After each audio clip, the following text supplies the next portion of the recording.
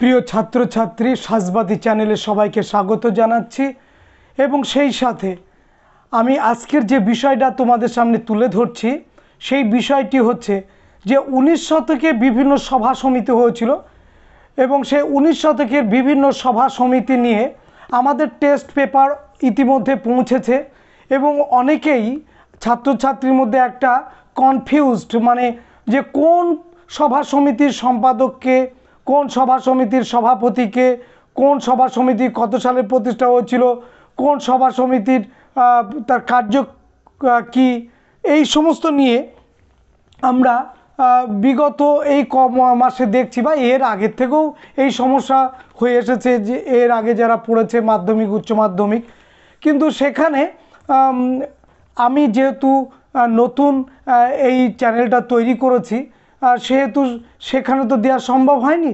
তো চ্যানেলটা তৈরি করার পর আমার যেটা মনে হয়েছে মাধ্যমিক এবং উচ্চ মাধ্যমিক পরীক্ষার্থীদের জন্য এগুলো খুবই প্রয়োজনীয় এবং যে সমস্যাগুলো তৈরি হয় এই সমস্যাগুলো আমি এই ভিডিওর মাধ্যমে তোমাদের সমাধানের চেষ্টা করছি।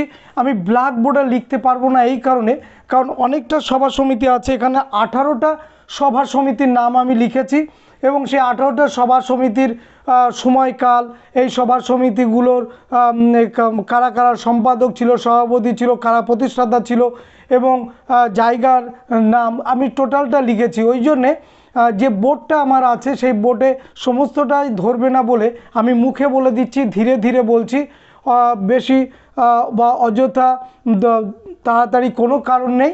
আমি আস্তে আস্তে বলছি, তোমরা আস্তে আস্তে বিষয়গুলো পরিষ্কার করে নাও। কারণ দেখো, শুধুমাত্র মাধ্যমিক পাশ করলেই তো হবে না, উচ্চ মাধ্যমিক পাশ করলেই হবে না। এরপরে জীবনের সবথেকে বড় পরীক্ষা চাকরি পরীক্ষা, সেখানে তো ফাঁকি দেওয়ার কোনো জায়গা নেই।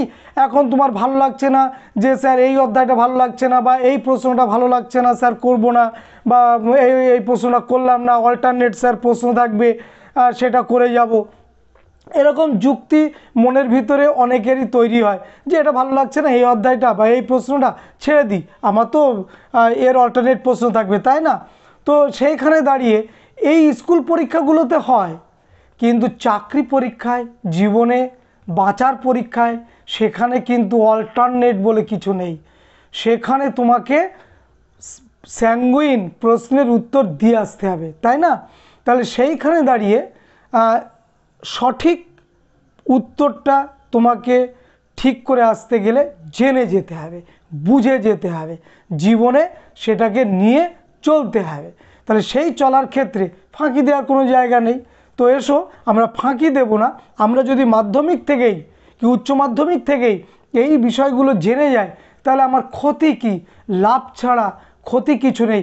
আমি হাজার হাজার কেন লক্ষ লক্ষ স্টুডেন্টের থেকে আমি এগিয়ে যাব যদি আমি জানি জমিদার সভার প্রতিষ্ঠাতাকে, জমিদার সভার সম্পাদককে, জমিদার সভার সভাপতিকে, বঙ্গভাষা প্রকাশিকার কী ধরনের পত্রিকা, তার সভাপতিকে, তার সম্পাদককে আমি যদি জেনে যাই আমার ক্ষতি কী? এবং দেখবে জানার পরে বুকটা গর্বে ভরে উঠবে, জানার পরে কনফিডেন্সটা বেড়ে যাবে, জানার পরে এবিটিএ, ডাব্লিউবিটিএ, ডাব্লিউবিএইচে যে টেস্ট পেপার আসুক না কেন কোনো কনফিউজড হব না যে এটা স্বামী সহজানন্দ সরস্বতী না এনজি রঙ্গ, এটা জয়প্রকাশ নারায়ণ না রাম মনোহর লোহিয়া। এই যে কনফিউজড জায়গাগুলো, সেই জায়গাগুলো এখনই শুধরে নাও। এই পরীক্ষার আগে আমাদের সবারই টনটনে থাকে স্মৃতিশক্তি, সবাই জানি সারা বছর ধরে আমরা যা পড়ি না কেন পরীক্ষার আগে 1 ঘন্টা টাইম পাওয়া মানে একেবারে আকাশের চাঁদ হাতে পাওয়া। ঠিক তেমনি এই সময়কালের মধ্যে এইগুলো তৈরি হয়ে নাও।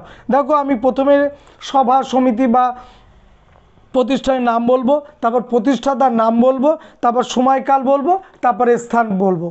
তাহলে শুরু করছি। প্রথম 1 নম্বর বঙ্গভাষা প্রকাশিকা সভা। প্রথম সম্পাদক দুর্গাপ্রসাদ তর্ক পঞ্চানন, সভাপতি গৌরী শঙ্কর তর্ক বাগীশ। পরবর্তীকালে আমরা দেখব এই সংগঠনের সঙ্গে জড়িত হবে কালীনাথ রায়, প্রসন্ন কুমার ঠাকুর, দ্বারকানাথ ঠাকুর। মনে থাকবে, প্রশ্ন আসতে পারে যে কালীনাথ রায় কোন সংগঠনের সঙ্গে জড়িত? মাদ্রাজ মহাজন সভা, বঙ্গভাষা প্রকাশিকা সভা, জমিদার সভা না ইন্ডিয়ান লীগ? প্রশ্ন আসতেই পারে এবং এই ধরনের প্রশ্ন আসছে, তোমরা খেয়াল করেছো। সুতরাং প্রত্যেকটা সভা সমিতির সবার নামটা কিন্তু তোমাকে জেনে রাখতে হবে। যেমন দেখো অনেক নাম আসে যে কোন মহিলা স্বদেশী আন্দোলনের সঙ্গে যোগ দিয়েছিল, কোন মহিলা, এদের মধ্যে কোন মহিলা ভারত ছাড়ো আন্দোলনের মধ্যে যোগ দিয়েছিল, এদের মধ্যে কোন মহিলা আইন অমান্য আন্দোলনের সঙ্গে যোগ দিয়েছিল।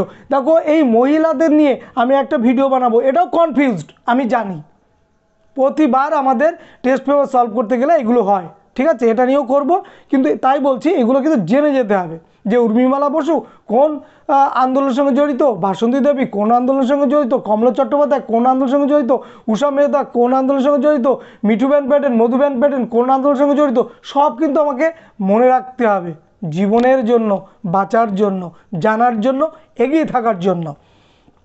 তাহলে বঙ্গভাষা প্রকাশিকা সভা বলে দিলাম। তাহলে প্রথম সভাপতি সম্পাদকে দুর্গা প্রসাদ তর্ক পঞ্চানন, সভাপতি গৌরী শঙ্কর তর্ক বাগীশ। পরবর্তীকালে কালীনাথ রায়, প্রসন্ন কুমার ঠাকুর, দ্বারকানাথ ঠাকুর এর সঙ্গে যোগ দেয়। পরে দেখো সময়কাল, সময়কাল কত 1836। স্থান কোথা থেকে প্রকাশিত হতো? কলকাতা। 2 জ্ঞানচন্দ্র জয় কে প্রতিষ্ঠা করেছিল? শ্যামচরণ শর্মা। সময়কাল 1836, স্থান কলকাতা। 3 জমিদার সভা, খুব গুরুত্বপূর্ণ। সভাপতিকে রাধাকান্ত দেব, জমিদার সভা, সভাপতিকে রাধাকান্ত দেব, সম্পাদককে প্রসন্ন কুমার ঠাকুর, গুলিয়ে যায় যেন আর না গোলায়। আর সময়কাল 1838, স্থান কোথা থেকে প্রকাশিত হতো? কলকাতা। 3 গেল। 4 ব্রিটিশ ইন্ডিয়া সোসাইটি, প্রতিষ্ঠাতা 2 জন, উইলিয়াম অ্যাডাম, জর্জ টমসন। সময়কাল 1839, স্থান London. 5 Bengal British India society, প্রতিষ্ঠাতা দ্বারকানাথ ঠাকুর, মনে থাকে জানো। সময় 1843, কোথা থেকে? কলকাতা না London? London. Next number 6 British Indian association. এর আগে বলেছি কিন্তু বেঙ্গল ব্রিটিশ ইন্ডিয়া সোসাইটি, এবার হচ্ছে ব্রিটিশ ইন্ডিয়ান অ্যাসোসিয়েশন, অনেক জায়গায় আছে টেস্ট পেপারে। সম্পাদককে দ্বারকানাথ ঠাকুর, সম্পাদক দ্বারকানাথ ঠাকুর, সভাপতি রাধাকান্ত দেব। সময় 1851, কোথা থেকে প্রকাশিত? লন্ডন থেকে। নেক্সট মাদ্রাজ নেটিভ অ্যাসোসিয়েশন, এটা কোথা থেকে প্রকাশ হতো? 1800, মাদ্রাজ থেকে। সময়কাল কত? 1852। নাম্বার 8 বোম্বাই অ্যাসোসিয়েশন, প্রতিষ্ঠাতাকে জগন্নাথ শঙ্কর শেঠ। সময়কাল কত? 1852। কোথা থেকে প্রকাশিত হতো? বোম্বাই থেকে। 9 East India association, East India association, প্রতিষ্ঠাতাকে দাদাভাই নৌরোজি। কত সাল? 1866। কোথা থেকে প্রকাশিত হতো? London. Next national Indian association, national Indian association, প্রতিষ্ঠাতাকে মেরি কার্পেন্টার। কত সাল? 1867। কোথা থেকে প্রকাশিত হতো? লন্ডন। নেক্সট পুনা সার্বজনিক সভা, কি নাম? পুনা সার্বজনিক সভা, প্রকাশিত করতেন কে? গোপাল হরি দেশমুখ। কত সাল? 1867। কোথা থেকে প্রকাশিত হতো? পুনা থেকে। নেক্সট হিন্দু মেলা, অনেক জায়গায় আছে হিন্দু মেলা, সম্পাদককে গণেন্দ্রনাথ ঠাকুর, গণেন্দ্রনাথ ঠাকুর, মনে থাকে জানো। আর সহ সম্পাদক নবগোপাল মিত্র, মনে থাকে জানো। আর প্রাণপুরুষ রাজনারায়ণ বসু। কত সালে? 1867। কোথা থেকে প্রকাশিত হতো? Kolkata. Next India society, India society, প্রতিষ্ঠাতাকে আনন্দমোহন বসু। কোথা থেকে প্রকাশিত হতো? লন্ডন থেকে। সময় 1872। ইন্ডিয়া লীগ, প্রতিষ্ঠাতাকে শিশির কুমার ঘোষ, সঙ্গে ছিলেন শম্ভুচন্দ্র মুখোপাধ্যায়। আমরা মূলত শিশির কুমার ঘোষকেই বেশি জানি। সময়কাল কত? 1875। কোথা থেকে প্রকাশিত হতো? কলকাতা থেকে। নেক্সট ইন্ডিয়ান অ্যাসোসিয়েশন বা ভারত সভা, তার সভাপতিকে সুরেন্দ্রনাথ বন্দ্যোপাধ্যায়, সম্পাদককে আনন্দ মোহন বসু। সময়কাল কত? 1876। কোথা থেকে প্রকাশিত হতো? কলকাতা। মাদ্রাজ মহাজন সভা প্রতিষ্ঠাতা GS আয়ার, আর সঙ্গে ছিলেন আনন্দ চার্লু। কত সাল? 1884। কোথা থেকে প্রকাশিত হতো? মাদ্রাজ থেকে। পরে Bombay Presidency association, Bombay Presidency association প্রতিষ্ঠাতা ফিরোজ শাহ মেহতা ও বদরুদ্দিন তৈয়াবজি। ফিরোজ শাহ মেহতা ও বদরুদ্দিন তৈয়াবজি।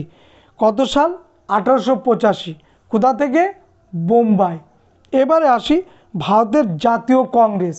সভাপতিকে কেউ বলছেন অ্যালান অক্টাভিয়ান হিউম, কেউ বলছেন না আমাদের ভারতের কে উমেশচন্দ্র বন্দ্যোপাধ্যায়। সময়কাল কত? 1825।